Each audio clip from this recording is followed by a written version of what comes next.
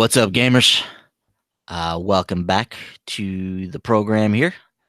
Ben on the other end of the microphone there. That's Frankie. We are here on behalf of Short Pause, of course, and we are here to react to what we just watched with Microsoft's E3 2019 press briefing. Franklin, there was a lot to discuss, a lot that was on stage here this evening. Yeah, there was literally a ton of stuff to digest. They came out the gate saying we're going to be seeing about 60 games today, which we did. Only really one sizzle reel, which was for a handful of really cool looking indie titles. But we saw 14 new games coming from Microsoft's Xbox Game Studios, which I guess is their new rebranding for Microsoft Game Studios, which that's cool. Yeah, I mean, from we got to see a nice gameplay trailer for the Outer Worlds, which I keep mistaking with the Outer Wilds. I don't know why, but that new game from Obsidian kicked off the show. Dude, that game looks awesome. Mhm. So, but starting there, and then of course, go through a bunch of games. We start talking about, a brand new Xbox, which is of course coming holiday 2022. Nobody's surprised, I'm sure. Mhm. So yeah, there's a lot though. We got a lot to talk about. Yeah. So what do you think? Should we run this down like from the top, or should we just? Yeah, let's start at the top. I feel like that would be ideal, right?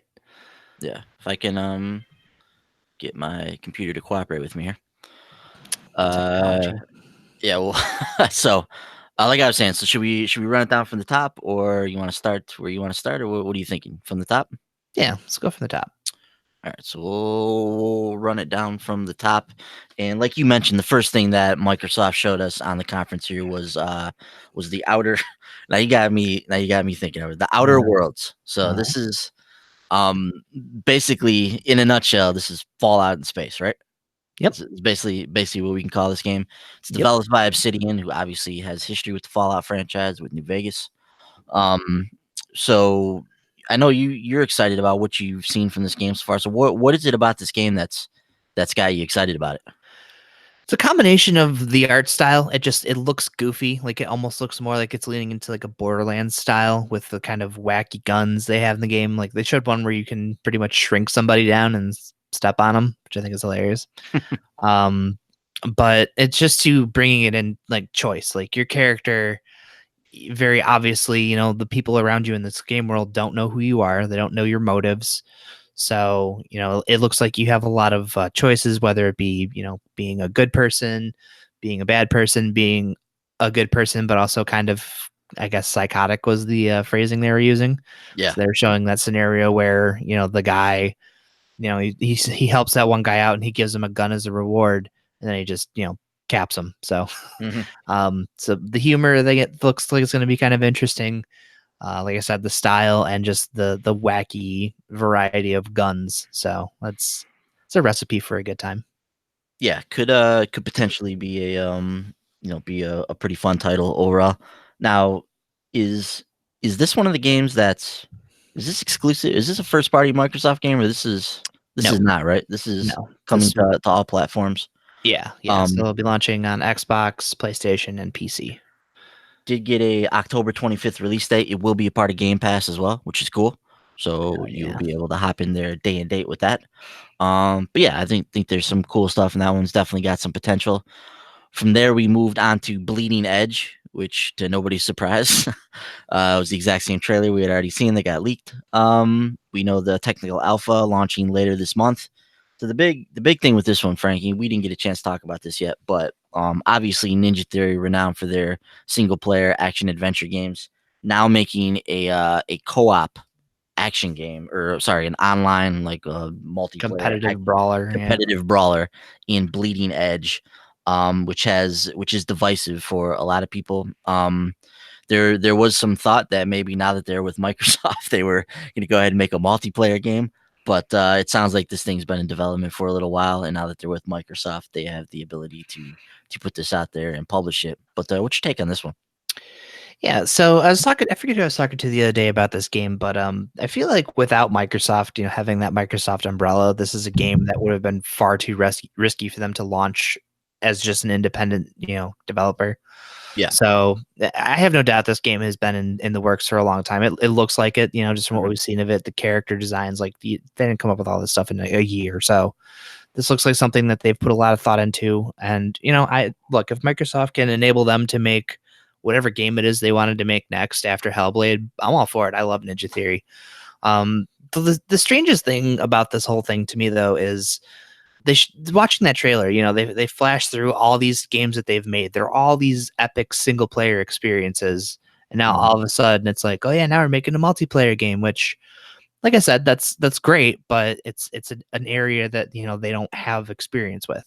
So obviously we'll be getting a technical alpha here soon, but it's an unproven area where Mhm. the Ninja Theory formula is going to be effective or not. Yeah, and, I don't know if it's just coincidence, maybe it's a little more than coincidence that the moment they team up with Microsoft, they come out with their first multiplayer game, but we'll see how it all pans out. Like you said, Ninja Theory has a great pedigree behind them. Their action, they're known for their action and combat, so being able to take that into a brawler multiplayer setting could be a lot of fun. So we'll see what Bleeding Edge can do when it comes out. Before we move on from that, I just wanted to remind people that this existed because I forgot about it until the other day. But Platinum Games is another really big, well-known single-player studio. They had that Yeah. Anarchy Reigns Mhm. that Sega just sort of crapped out and didn't even really promote or anything. Yeah. So I mean, there's been studios like this who've done stuff like this before. Unfortunately, like I said, Anarchy Reigns didn't really get any publicity, even though the game was actually pretty cool.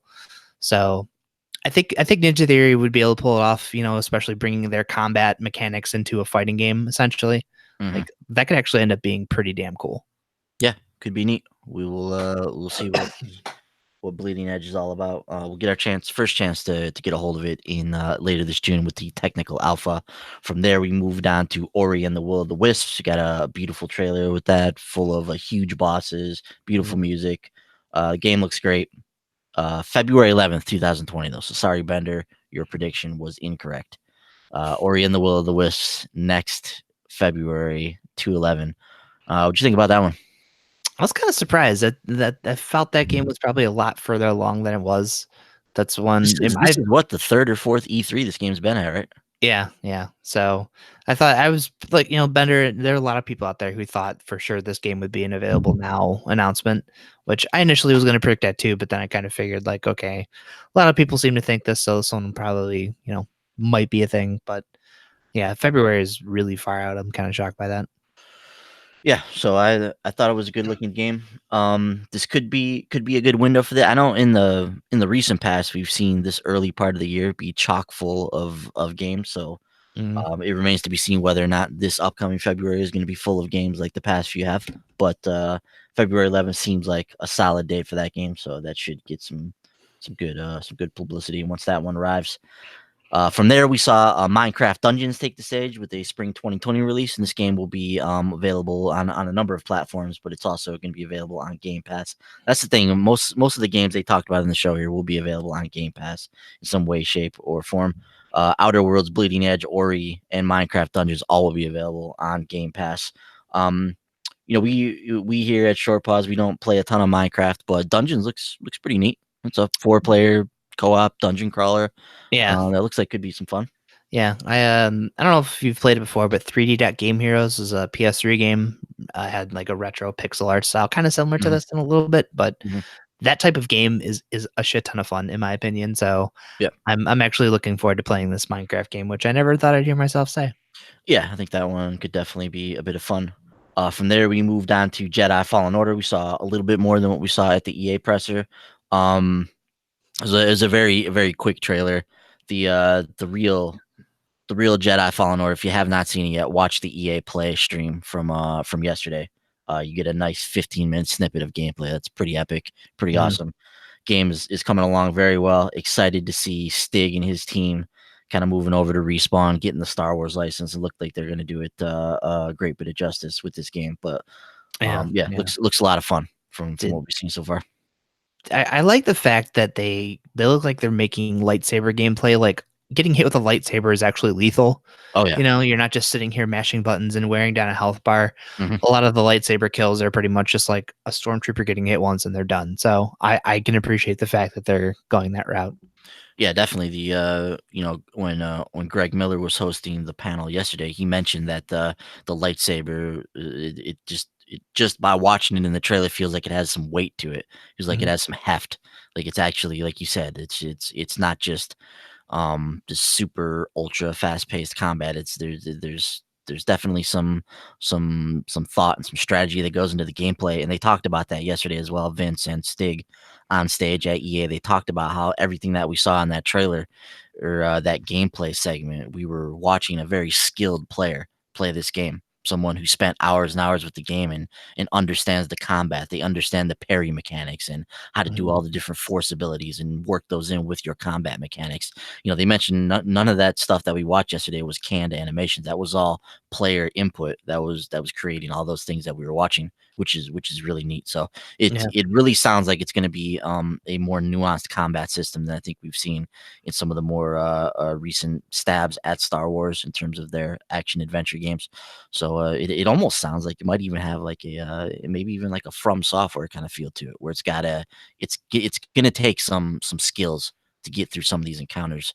Just watching that one stormtrooper they encountered with the electric poles like that Mm, was like sort of a mini boss character that reminded me of something you would run into in a From Software game. Just one of yeah. these like more powerful enemies that takes a little bit more than just your typical just hacking and slashing. You've really got to put some work into it. So yeah, Yeah. that one's shaping up really nicely. Hmm. Very excited about that. I already put it in my pre-order, so There you go. good to And go. we don't have to worry about some insane collector's edition with that one. You just get the deluxe edition for a couple bucks more, Yeah. which is which is always nice. My I'm kind of OCD compels me to buy these collector's editions. So when a game comes out and doesn't have one, I get excited because then I'm like, all right, I don't have to buy one. I'm kind of bummed with that one because historically those deluxe editions have come out a couple days sooner. This one's not. Mhm. I think the main thing you get with this is a like a making of documentary, which is cool. I'm all about that stuff. So I feel like that's kind of worth the extra $10. Yeah, and this will arrive approximately a month before Episode 9. So Star Wars fever will be at a fever pitch. This will be a Mm, nice palate cleanser before we get into Episode 9. So yeah, it's gonna be an exciting winter for the Star Wars franchise.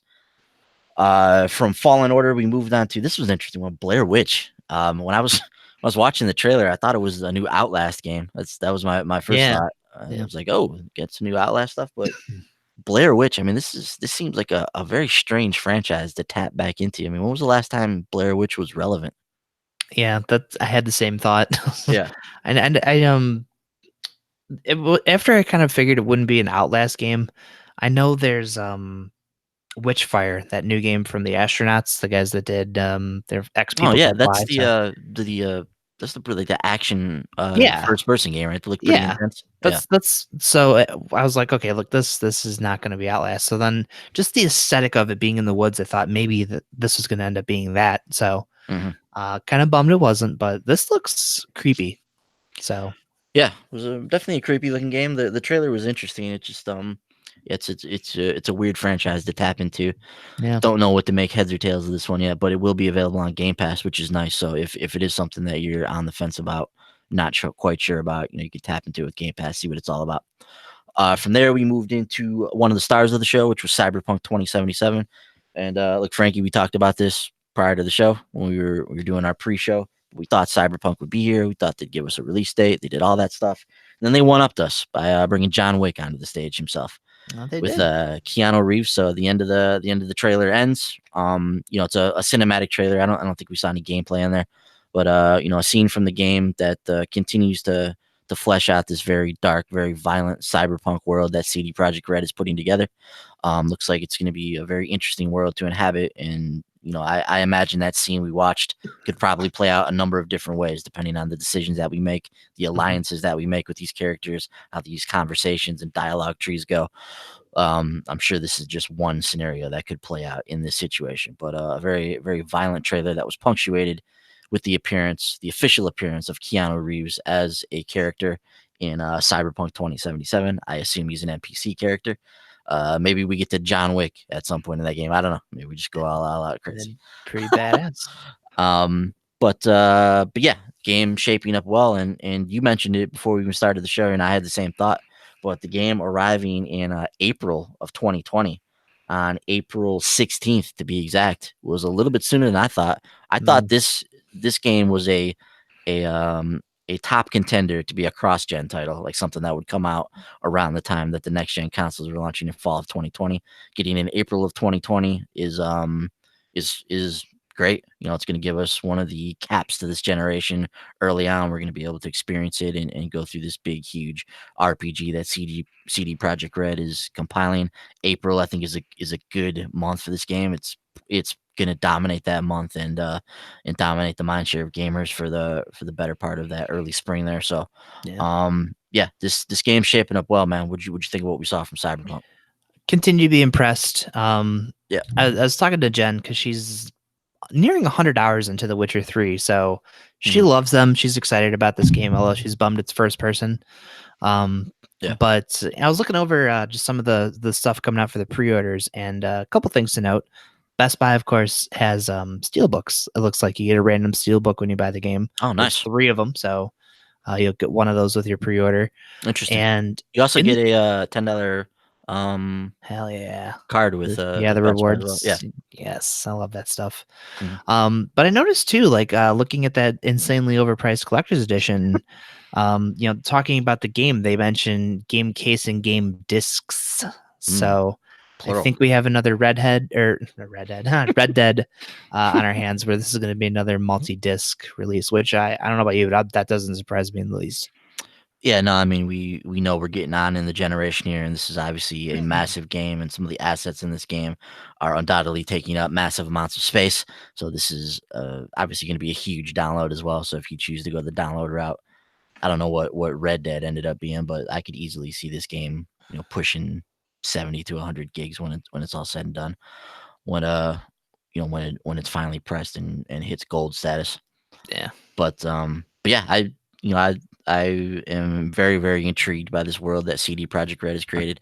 Haven't spent any significant amount of time with The Witcher 3, but I am definitely interested in this cyberpunk world that they're putting together here. This is something that's right up my alley. Love the sci-fi angle that they're taking with this one, and Mhm. they mentioned part of this is this world is these people are obsessed with like body modifications and like android stuff that kind of so it's a very interesting world. Like I mentioned, it's going to be extremely violent and there's going to be a lot to do and it's probably going to be a little bit overwhelming, but it's definitely shaping up to be a very very interesting game and could be one of the crowning achievements of this generation once it releases come this April. So good stuff there. Curious to see what Keanu has to say about this game. Um, he's a interesting dude. He had a interesting segment on the stage there. Um, but yeah, moving on from there, we got into the to the ID at Xbox segment. So we saw Spitfire from Thunder Lotus. So Thunder Lotus is a developer I love. I'm a big fan of Jotun and Sundered, especially.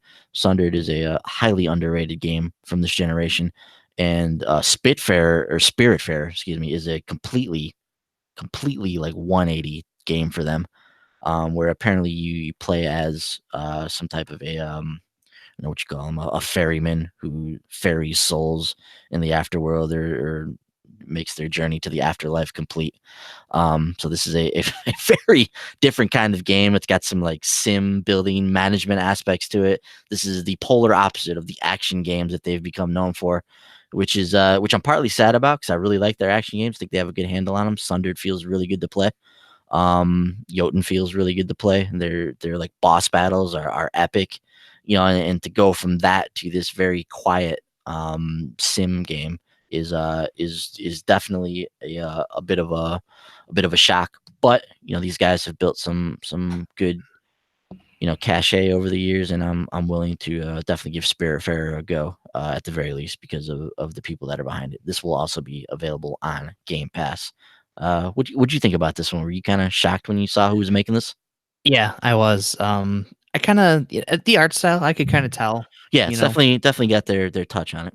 Yeah, but I was kind of shocked. I was expecting, it's them. I would expect a lot more action, and this is very, very laid back. It looked like in terms of their approach with it. So, Yeah. I would curious to see more about this one. I'm assuming there's Mhm. probably a little more to this than we saw in the trailer, but very beautiful art style. Which, like you Absolutely. said, it's Thunder Lotus, so Yeah. would expect no less. Yeah. Brent in the chat here says he's hyped for Thunder Lotus's next game. Absolutely, man. And I was talking with Frankie just before we started here, but if you are a Kickstarter backer of Sundered, you just got an update from them regarding Spiritfarer. So check that out. If you want a little more information about the game, they go a little bit more into what this game is all about. So definitely give that a whirl if you are a Thunder Lotus fan. So moving on from Spiritfarer, and I keep saying Spitfarer. I don't know why, but it's Spiritfarer.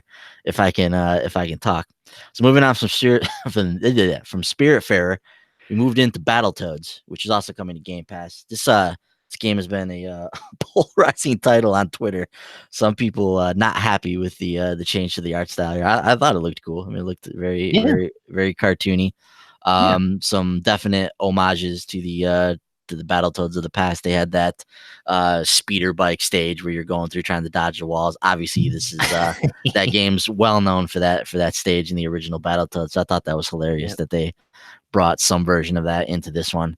So I mean, I've no doubt that that's going to be a fun beat 'em up game.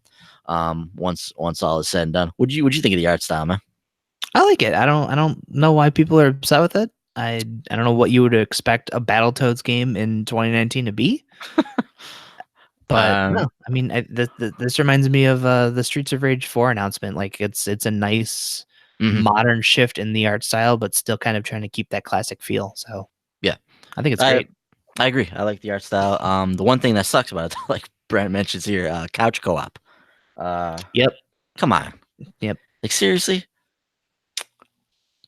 This has a like how Microsoft many budget behind it how many too. times are we going to talk about? Yeah, I mean the full brunt of Microsoft is pretty much behind this. They could do online co-op if they want, Yeah, right? yeah. I don't see why they wouldn't. Couch co-op. I mean, Whatever. I guess they don't expect.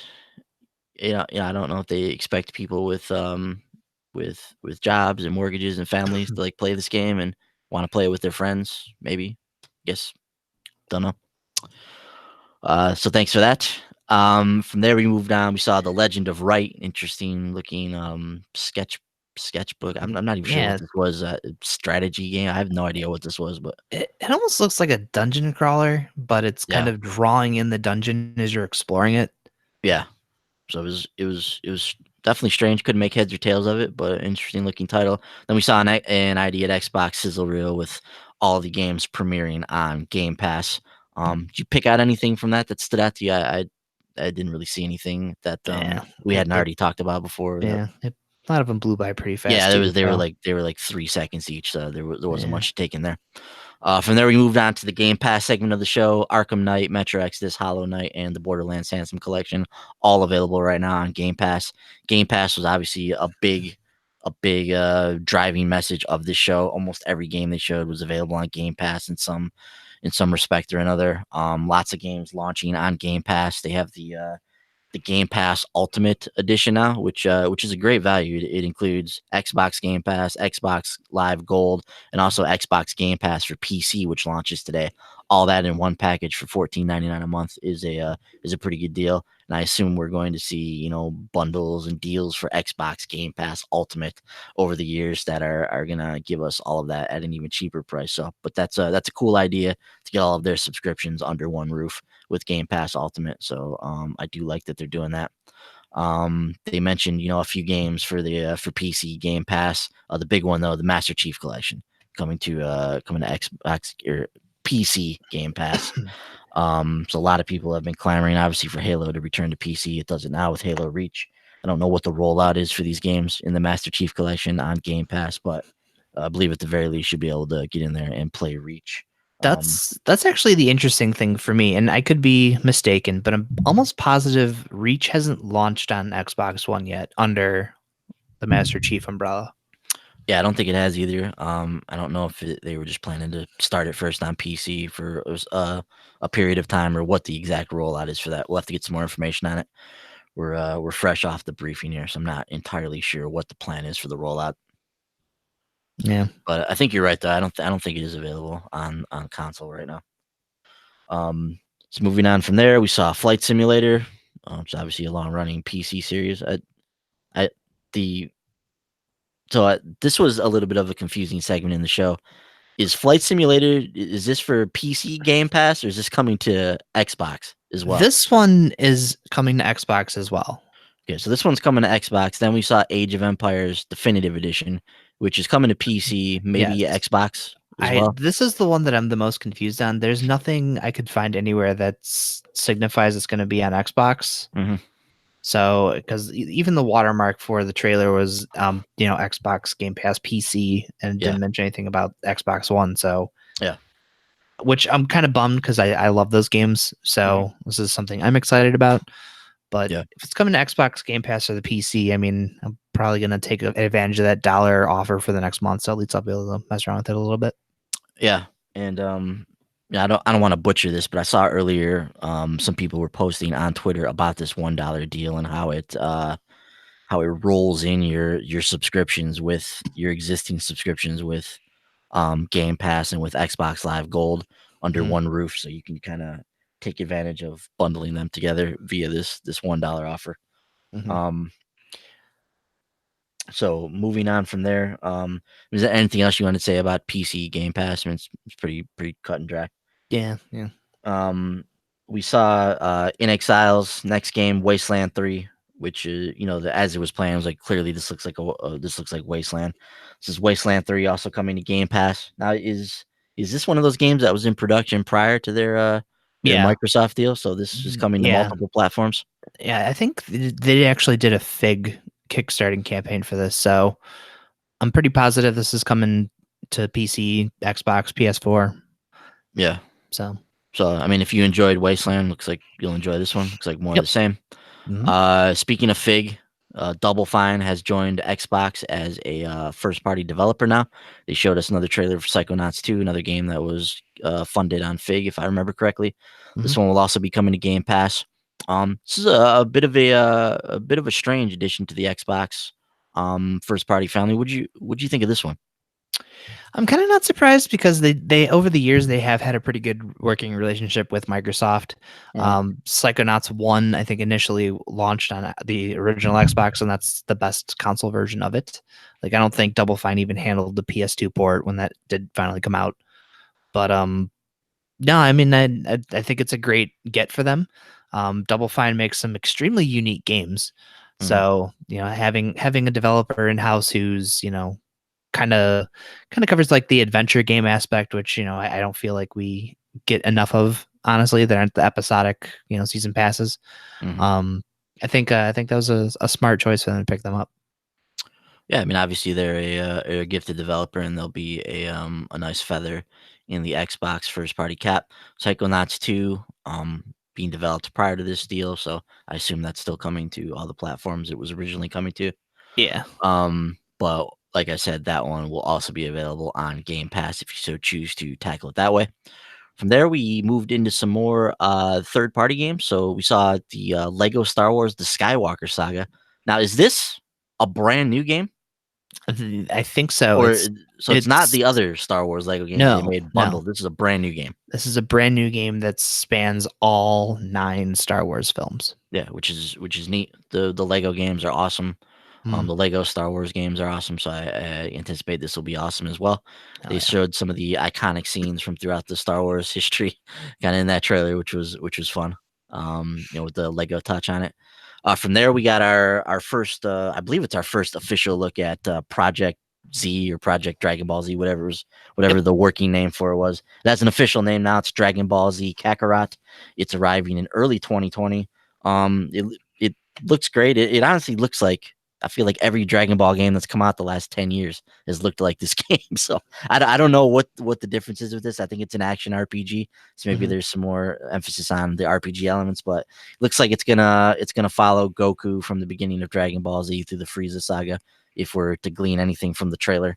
Um, So, but it looks great. I love Dragon Ball Z. I love this story. I love this part of the saga. So I am totally down to play this. Looks like it's going to be a lot of fun. Any thoughts on this one? No, like you said, it looks like another Dragon Ball game, which I'm, you know what I mean? Like they're able to create a game in the vein of the cartoon. So Yeah. I think that's great. So yeah, I'm looking forward to playing it.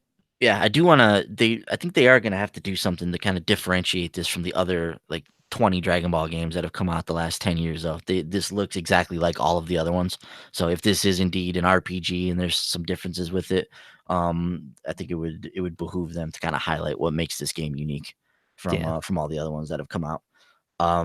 After that, we saw what in my opinion was the best independent trailer or the best like smaller title that they showed us during the event. That was 12 minutes. 12 minutes looks awesome. It's like Groundhog Day and like a noir thriller where this guy's like trapped in this time loop and there's some crazy things that are happening with his life and it's being published by Annapurna. I thought it looked really really cool, man. What was your take on this? Yeah, I agree with you. This is one of the indie games that stood out to me as well. Just that weird top down view that just seems like it works really well for this kind of game. Hmm. Like just the tone of the game. Um, and like we've talked about before. I think we're all big fans of like anything with a weird time loop where you're kind of manipulating anything Hmm. to change the outcome of a situation. Which this one looks like there's just a bunch of stuff going on in this guy's life. So Yeah. like you see him kind of cutting, like phasing out of one loop and kind of going into another. Where his wife will come in and find him on the ground after he fell over into the other one, and it looks like it's going to be a pretty crazy game. So I'm excited about this one. Yeah, absolutely, man. Badass Lord Tipsy, what's up, dude? Tipsy says they didn't show me anything that'll get me off Destiny 2 anytime soon. Hey, I'm with you, man. It's tough to get pulled off the Destiny train. Still waiting for that Shadowkeep Tower Talk episode. Gotcha, man. I do want to get on there and talk about Shadowkeep. So I hear you on that. We'll talk some more Destiny here soon enough. Glad to have you on the show, though, dude. Always love when you can stop by. Way to the Woods was shown to us from there. Some type of a deer game. I don't know what's going on with that one, but you're moving a deer moving through maybe a post-apocalyptic landscape there. I don't really know, but that's coming to us in 2020, also courtesy of Game Pass. From here, we moved on to Gears 5, which a lot of people were waiting for. We got an official release date for it of 9/10/19, delivered to us via an extremely bizarre trailer. It was Hmm. very trippy and existential. So it was a strange way to debut the Gears 5 release date, and things only got stranger from there. We know that we'll be able to play the game early with the Ultimate Edition of the game, which has become a thing. You'll also, if you have Game Pass Ultimate, you can play it early as well. A couple dates to keep in mind. In mid-July, they have the multiplayer tech test. You'll be able to get in there and try out multiplayer in Gears 5. Horde mode will be accessible on August 19th. And then from there, they showed us Escape, which is a new 3-player co-op experience, and showed us might be generous.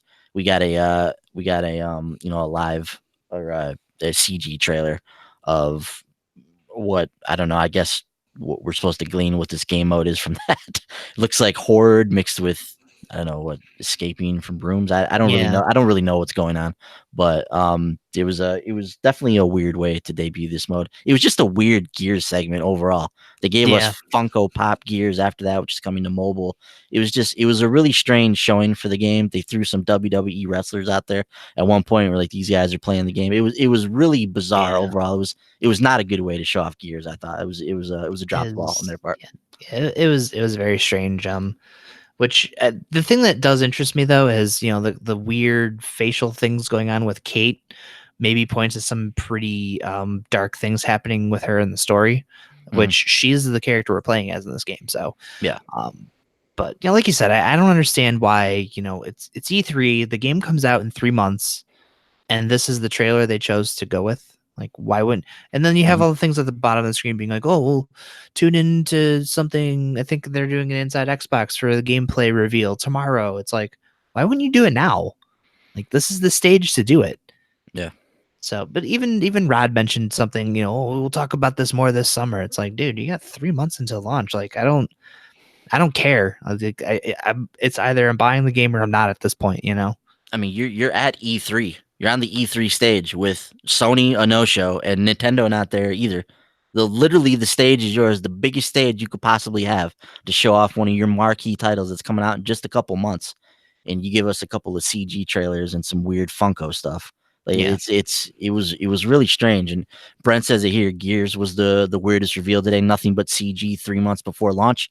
Didn't they show a bunch of Gears 4 gameplay at E3 before its launch? Yeah. They've always shown off Gear segments. I can remember uh, E3s in the past. It was always Cliff and Rod or somebody was up there debuting their game and playing through an extended gameplay segment. It was always one of the highlights of the Microsoft press conference. They would go in, they would play some extended Gears segment. People would get excited about it, and they'd go out and play the game. So very strange that we're not seeing any of that here. And part of me wonders if this is just more of the same Gears. I know Rod some different stuff. Gear 5, any of that stuff. And Gears has more or less been the same game for however many years, 15 years. So I just didn't have something that showed that people would get into. I don't know.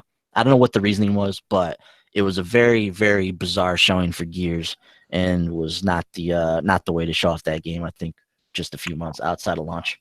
Oh, timing, man! I love this. Actually, the collector's edition for Gears just got put up. It's a GameStop exclusive. It's $250, and you get a drone. It looks like. That's the main thing with it is a drone. Another $250 collector's edition. I mean, seriously. Or $270 if you want the ultimate edition. Jeez. I mean, look, man, I love collector's editions, and I like I mentioned earlier, I'm a little OCD about them. When a game has a collector's edition, I want to get it. But I mean, we just continue to. I mean, we're $250, $300, $400 collector's editions, and it's just like, man, we got to stop this. Yeah, we gotta put an end to this. The steelbook case looks pretty nice, though. I bet it does. For $270, you can have a nice looking steelbook case. That's great.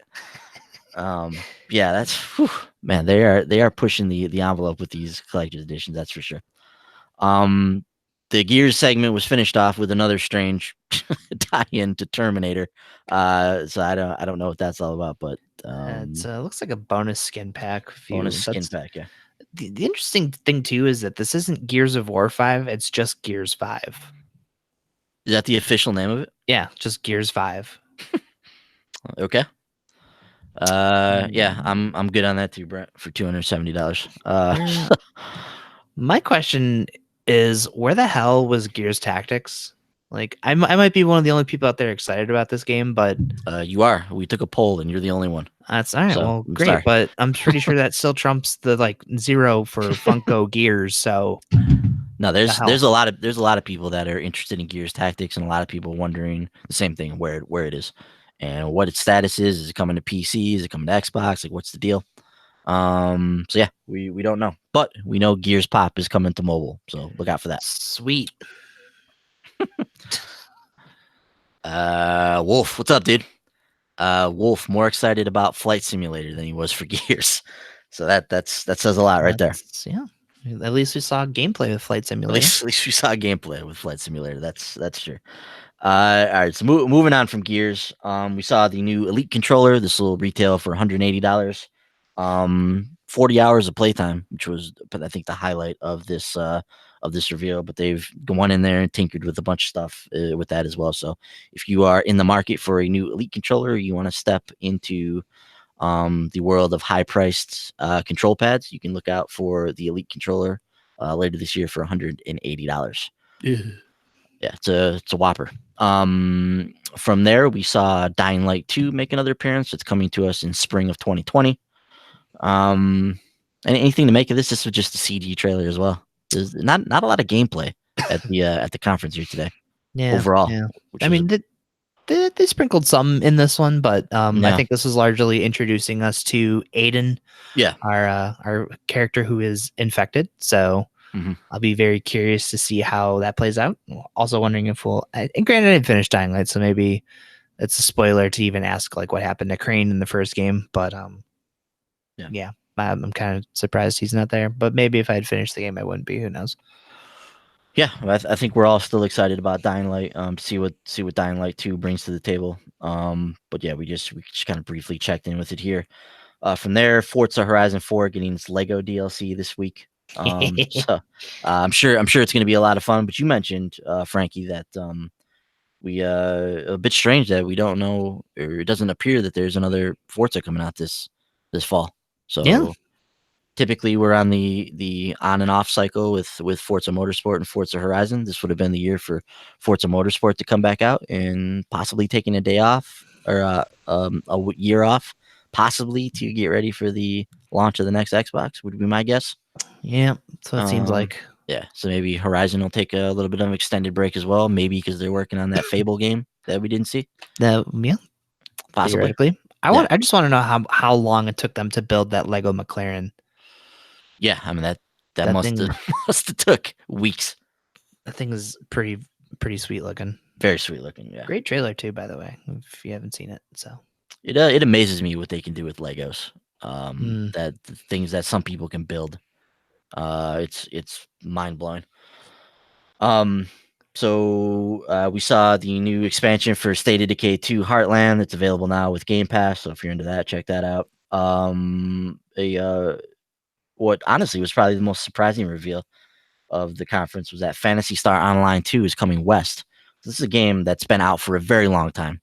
It's been out in Japan for 7 years, something like that. yeah, it's So been a while. something crazy. Yeah, it was supposed to come west a long time ago, never materialized. It's finally coming west now, free to play, no less, which is interesting, and with crossplay enabled, coming in spring of 2020 to I assume a variety of platforms, but I don't know all the platforms that it's coming to. For Mhm. sure, it is coming to Xbox, so in spring of 2020. It's And powered by Azure, I think. is it? Yeah. Yep. Well, with their new partnership with Sony and Azure, I think there's a very good chance this game is on there as well on uh on PS4 next year. Um, then we got the reveal of Crossfire X coming only to Xbox. So this was a weird segment because Phil was talking about this. He's like 650 million players, legendary PC title, Smilegate, and all this. I'm watching this. I'm like, man, I'm not really connecting the dots here. I was like, is this Warcraft? Like, what is this game he's talking about? And then he kind of and like you can feel the crowd like getting excited about it. And then he drops Crossfire X, and everybody's just kind of like, What? what? Okay.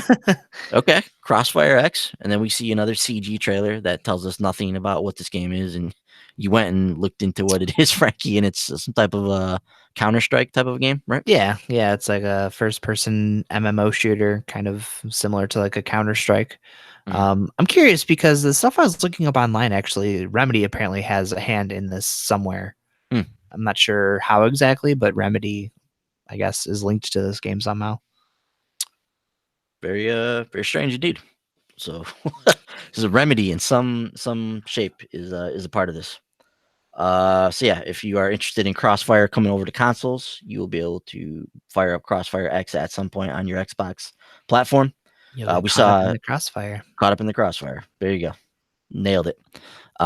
Tales of Arise was shown to us next, coming to 2020. This is the latest in the Tales series.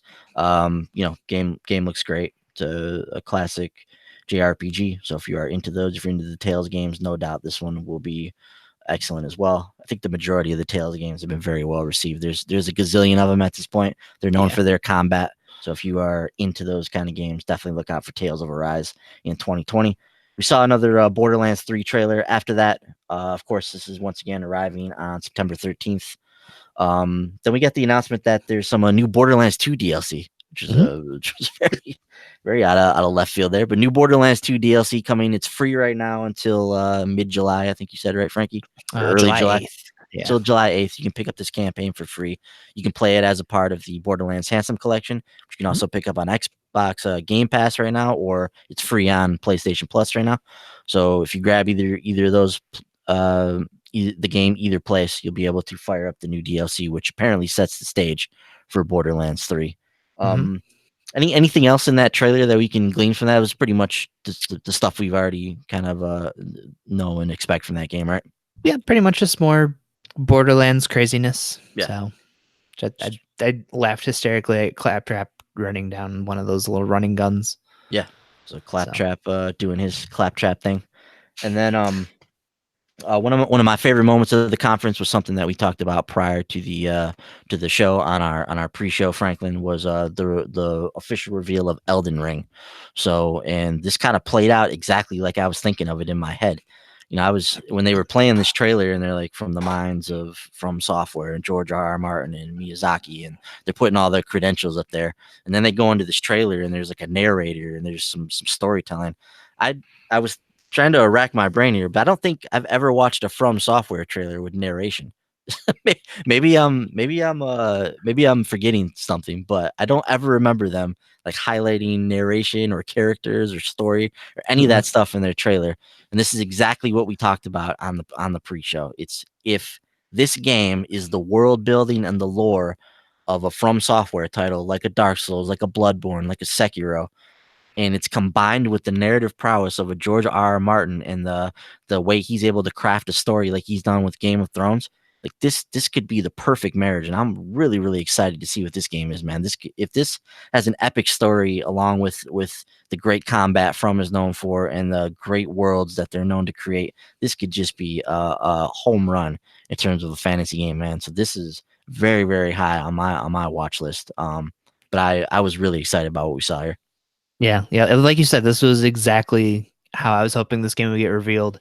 Kind of you have a narrator setting the stage for the story. Mhm. Didn't see any gameplay, which typically No with gameplay. I want to say for Dark Souls reveals, like you kind of got overviews of like the different areas you'd be in, some of the like small snippets of a boss battle. Yep. And this, I think we just panned out and just saw this giant ass dude with a huge sword, and that was it. Mhm. So I am very excited to see what this game materializes into. Yeah, I mean, we saw some fantasy stuff, some hammers. There was a dwarf on fire at one point. I mean, there's lots of crazy stuff going on in this trailer. But yeah, dude, I'm super intrigued about this. We don't really have any concrete information about this. We have no release windows. We don't know. I assume this game's probably far off. Maybe a fall 2020 title at the earliest. I don't really know where they're at in terms of production on this, but Yeah. very intrigued by this one, and this will be on my radar for the foreseeable future. So that was so that was kind of like the main part of the show, and then from there we moved on to the next gen stuff. So there's some things to discuss here, Franklin, but they talked about Project X Cloud and console streaming. They mentioned that there was a console streaming feature coming to the Xbox One platform later this year. I think they mentioned in October. Mhm. So they were very vague on all this. I don't really understand exactly what they were getting at or exactly what this is going to do. But they mentioned using your Xbox One as your own personal streaming server. Once again, I don't really know Yeah. what all this means. And then from there, they gave us the kind of the debut video for Project Scarlet, much in the same way they did with the Xbox One X, when they gave us that video, kind of highlighting some of the things to write home about with that system. So they gave us the holiday 2020 projected release date as anticipated. We all believe that the next generation is going to start in the fall of 2020. So sounds like that's going to be right along with what we're expecting here. So November, I would say November 2020 is a pretty safe bet for when we'll see Project Scarlet launch.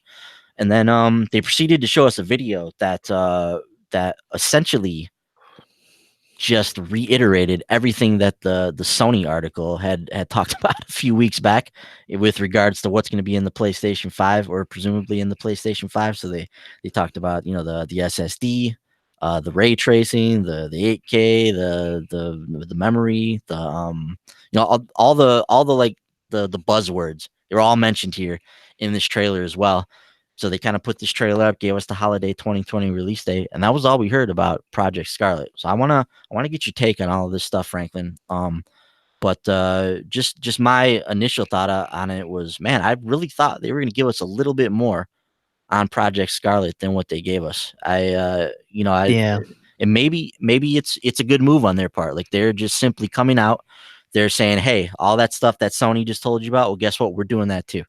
Yeah. And maybe that's the best move, is not putting all of their chips out there on the table, and kind of then we go back to this chess game between them and Sony and see who budges first and who says what first and what kind of rebuttals they have to the different things that they say. So maybe this is the best move. But personally, I thought we were going to see a little bit more from them than what we saw here on the E3 stage, especially having it all to themselves. But I want to get your take on what we saw from Project Scarlet, from the xCloud, from the streaming, all that stuff. Yeah, thank you. I'm very confused on what the whole Project X Cloud thing was. I gather the whole point of it is to be able to play your games anywhere, but if you're playing on your Xbox, so I mean, I don't know. I don't fully understand that. I assume maybe you're streaming your library, so you don't have to download anything. If that's what it is, I'm not sure. Mm-hmm. So I'll be curious to see more about whatever the hell that is. Because obviously I've got like 2 external hard drives hooked up, so it would be nice to be able to do away with one of those and try streaming stuff. Mm-hmm. Um, as far as Scarlet goes, I'm kind of with you. I thought they would delve a little more into, what to expect out of this thing. Obviously, we know coming into next generation, I expect not necessarily 8K, because I think 4K is still kind of in its infancy, still about, kind of not just now becoming more mainstream. Mm-hmm. So I don't want to hear him talking about 8K already, so I don't even 4K TV yet. So not something I really care about. But like you mentioned, them doubling down on SSDs and load times being a really big talking point. And the one lady mentioned in there, she's like, oh yeah, I play a lot of big RPGs, and loading screens are a buzzkill. And she's right, they are. I think we can all remember a time, and I think you guys even did this with Bloodborne, where you had the long load times, but then you pop in an SSD and your load times are almost cut in half. So I think watching what they do with that stuff going forward, and if they're able to kind of implement that into games now, because I'm guessing they're going to continue making these things backwards compatible. And I assume Sony's going that route too, since the thing they showed off with theirs was Spider-Man. So I'm wondering, CD Projekt Red's game coming out in April, if I play that game later in the year on, my Xbox Scarlet, am I gonna see a benefit to playing that old game on there with improved load times and whatnot? Like, do those benefits carry over Mm-hmm. without having to do a patch or anything? Stuff Yeah. like that's where I'm gonna be curious to see what this thing's gonna do. But like you said, by and large, this is a lot of the stuff I think we expected to hear about. Ray tracing, obviously one of the big things to come out of was a GDC last year. Mm-hmm. So yeah, very vague, but also, this is the stuff that we want to hear. And I mean, to be fair, the Sony stuff was, I think that video came from like a Japanese press conference or something. So it wasn't something that was widely broadcast like this. No, it came from an investors conference. It wasn't even. It wasn't Wow. meant to Yeah. be. It wasn't meant to be like streamed. It was Nice. one of those type of things. Investor conference, something like that.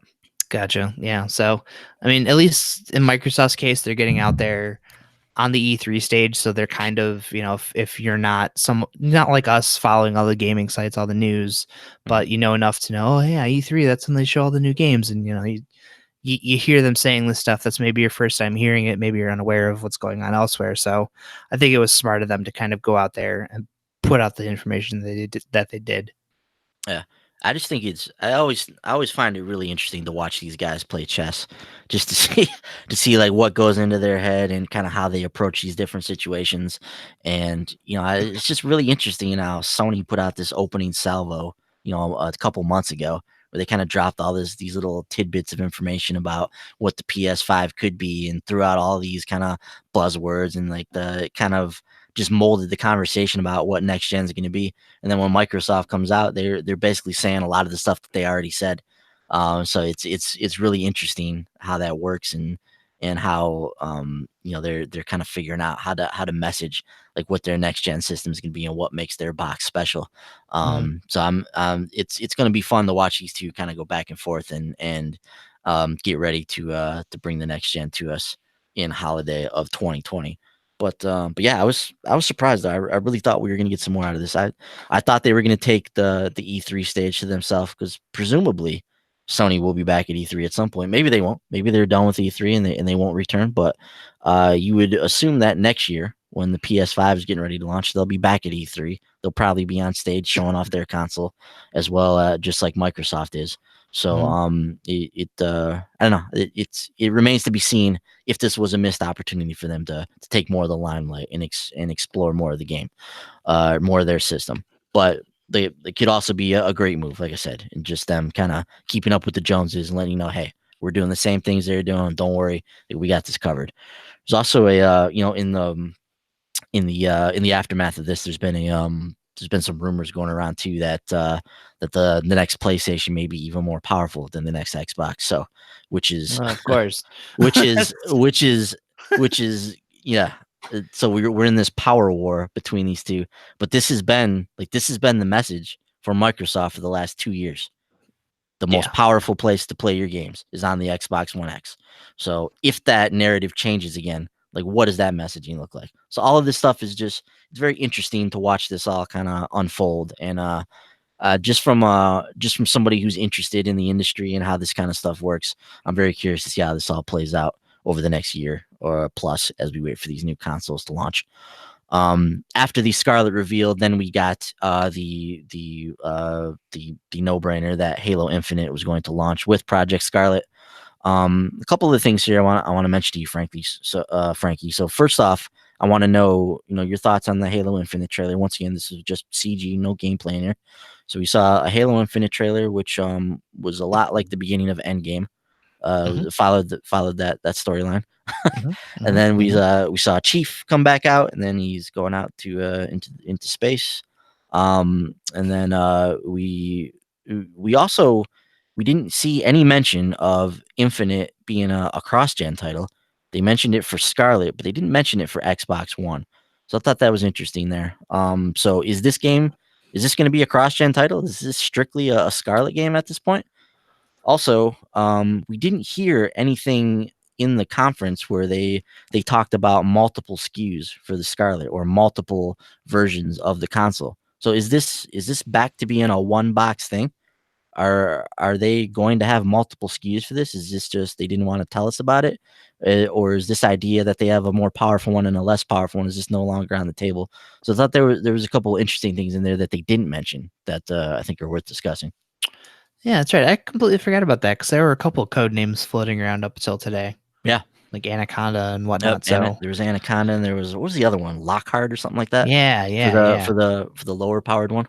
yeah, yeah. I assume just because based on what they did want to tell us about today, I think all that stuff's probably going to come out when they're revealing the console and the SKUs and showing us the box. Hmm. That'll probably be more of like, okay, well, these are your pricing options. Like, I think that's when we'll start seeing what those are exactly and what they have to offer.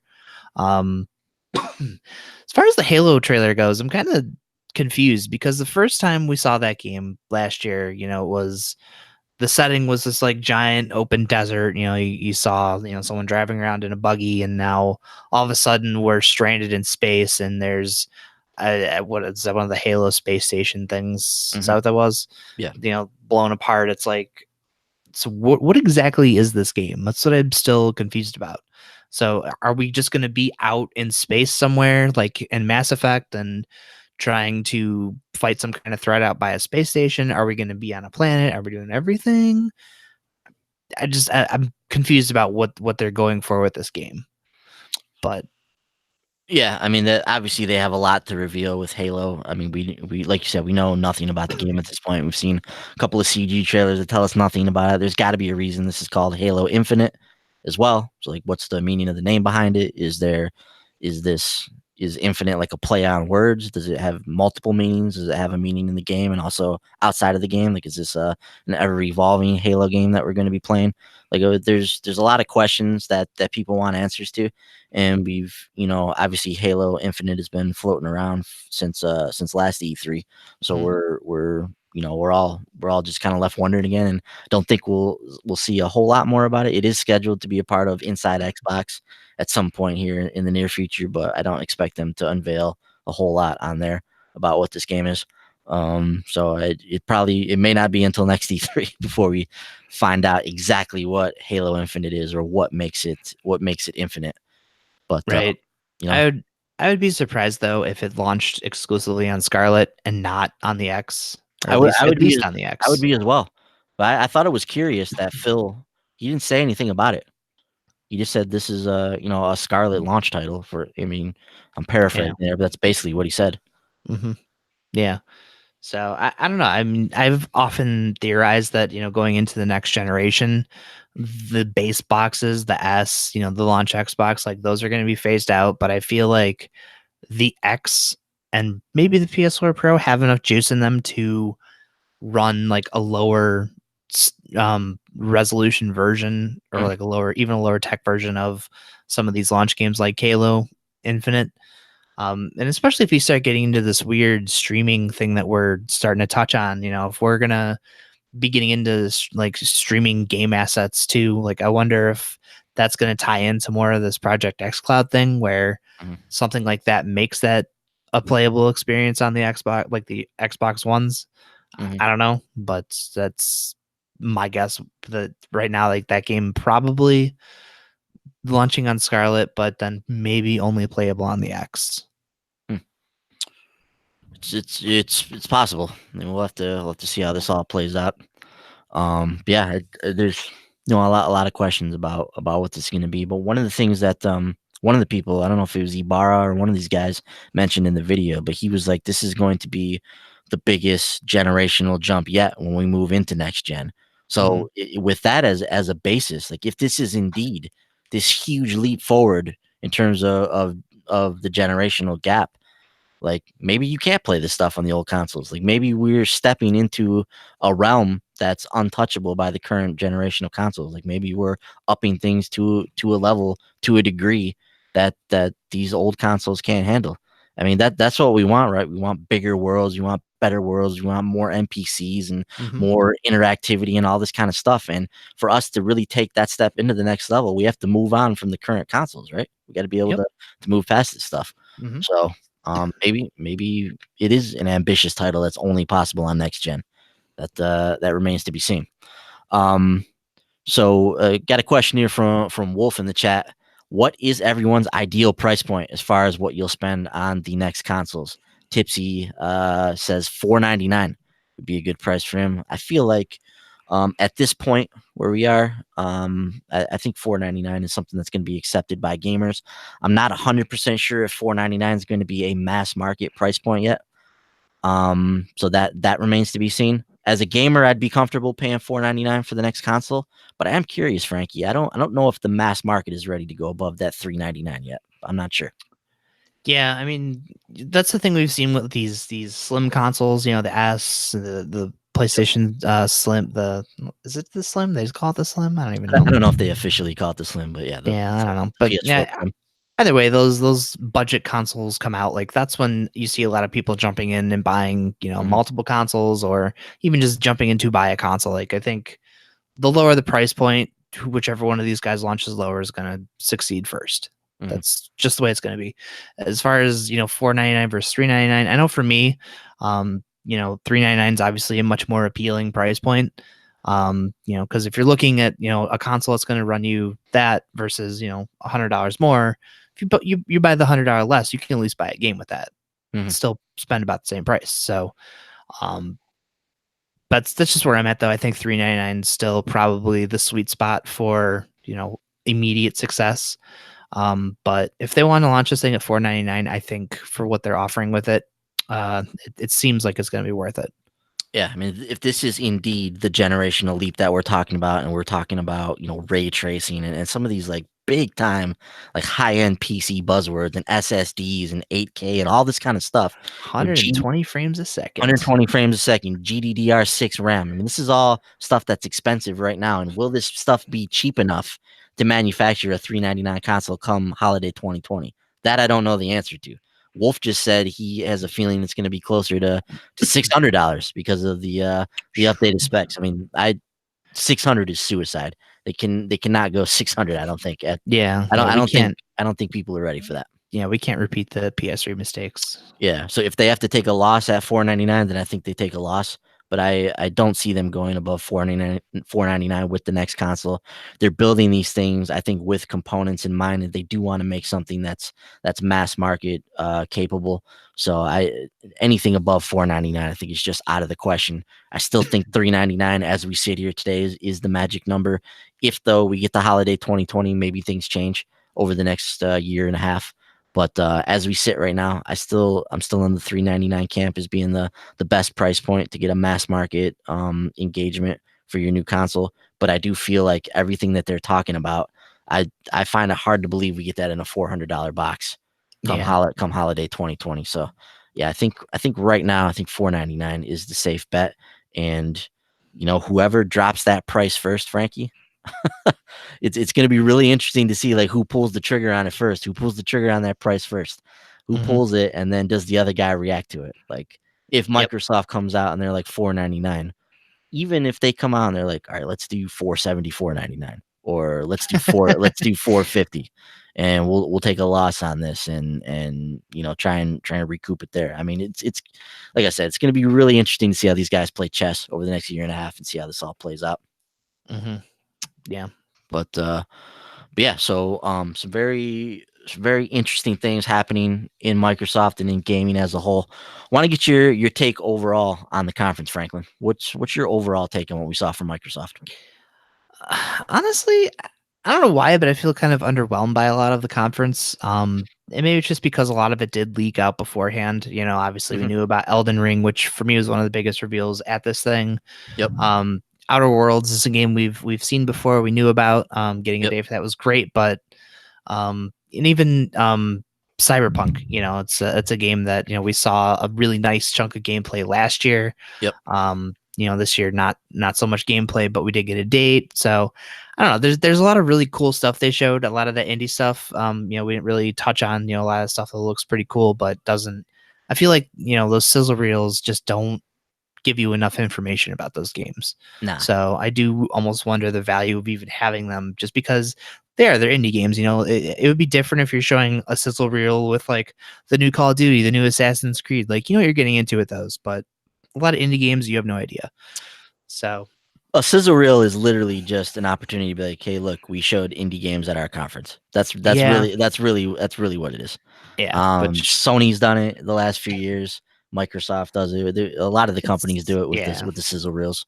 yeah. It annoys me every Just time. It to annoys me.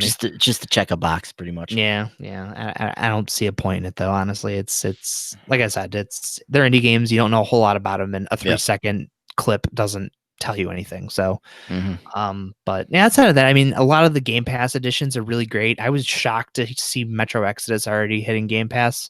Hmm. Probably one of the best games I played this year. So if you haven't played it yet and you have Game Pass, play it. Um, so I mean, outside of really bolstering the value of Game Pass, like the lack of any kind of new Forza, we didn't see this Fable game that apparently Playground's making. There's no Gears Tactics, which I was sad about because that was at least the one thing I was banking on seeing a date for. Hmm. The lack of any real information about this Halo game a second year in a row, Hmm. was a letdown. But I mean, outside of that stuff, we got an idea of what they're doing with Ninja Theory. I'm not. I'm bummed that Bleeding Edge is a multiplayer brawler, but at the same time, that's a game that I would like. Like I enjoy fighting games, and this seems like something that would fit in the realm. And especially with Ninja Theory's knack for these really tight, great combat games, like this very action focused, brawler that they're going to be putting out with this game. Like I'm very intrigued by it. Hmm. So it's something I'm looking forward to trying out when it hits Game Pass. Hmm. If it's good, obviously I'll pick it up and support them because I think Ninja Theory is a great team. So, um, but yeah, I mean, outside of that, like I said, a lot of really cool stuff, but also a lot of stuff that we either already saw before, or the stuff that was shown before was much more impressive. Like when we saw Gears 5 revealed last year, like that trailer was pretty sweet. And then Hmm. like the trailer we saw this year is what I would have expected as an announced trailer, not a hey, this game's coming out in 3 months, Hmm. we've even seen some snippets online of like this cool looking like hover boat ice level that Kate's zipping around in. So it would have been cool to see some of that stuff, and even the stuff they did announce for Gears, like that escape mode. Like I have no idea what the hell that's even supposed to be. Mhm. Like I'm assuming it's some objective based multiplayer mode or co-op mode rather, but Yeah. I don't understand why you wouldn't just show gameplay. You can give us an idea of what exactly we're in for. Mhm. But yeah, I don't know. Like I said, overall, it was a good conference, but really underwhelming, especially considering you don't have Sony to contend with, and really anybody else. Like having the stage to yourself, I feel like they could have done a lot more. Yeah, I'm pretty much in agreement with you. Hey, what's up, Ken? Ken says Double Fine. We did talk about Double Fine earlier on the show here. We think it's a obviously a great studio for Microsoft to have in their stable. Very interesting get. So I think that they're going to be able to make some pretty cool games together. And Ken also mentions that Gears is IGN first this month. So we'll be learning more about that one. Maybe that was part of what went into this. Maybe they have an exclusive on some of the things that they want to reveal for Gears. So maybe we didn't get to see a lot of that at the conference. Who knows? But I'm with you overall. This was like you said, either stuff that we have seen or there's just a lot of CG in this conference. There was not a lot of gameplay to really sink our teeth into for a lot of these games. In terms of like the new games that we hadn't seen before. So I expected that we were going to see a little bit more from Project Scarlet. I think it's cool what they did, and they're getting their putting their chips on the table. Like, hey, we're all those buzzwords and things that we were talking about a couple months ago. Well, we're doing that too. So it remains to be seen whether or not this was the smartest way to approach this. So we'll see how everything plays out in the months and years ahead. But I thought we were gonna get a little bit more from that. Thought we were gonna, the Gears stuff was disappointing in terms of what they showed. Yeah, I just think, yeah, overall, I think underwhelming is a good way to put it, Frankie. And there's obviously a ton of like really cool looking games that they showed and stuff that's going to be really fun to play. But just in terms of like an E3 conference, there would have been nice to see a little bit more, like you said, with the stage to themselves. So that is going to do it for the show here. We are going to watch Bethesda's conference in just about an hour's time here. It's 8:30 p.m. Eastern. Is that when they're going live? Yep. So 8:30 p.m. Eastern. We'll check out the Bethesda conference, and then Frankie and I'll hop back in here. We'll talk about what we saw during that show. Huge shout out to everybody that stopped by in the chat. Tipsy, Wolf, Brent, Ken. Really appreciate you guys stopping by and being a part of the show. Come back later on when we're talking Bethesda. We'd like to hear from you guys again. But anybody that wasn't able to join us live, definitely join the conversation in the comments. Follow us on Twitter at The Short Pause, and we will see you guys in a bit to talk some Bethesda. Talk about Doom. Talk about Doom Eternal, and whatever else they decide to show. Anything else, Franklin? No. That's looking forward to seeing Doom. I can't wait, dude. That's the only thing I care about for the rest of the night is Doom. All right, I have no doubt we're going to get a large Doom Eternal section in the Bethesda show, so we will look forward to that. So once again, thanks everybody for stopping by. We'll talk to you guys in a bit. Adios. See ya.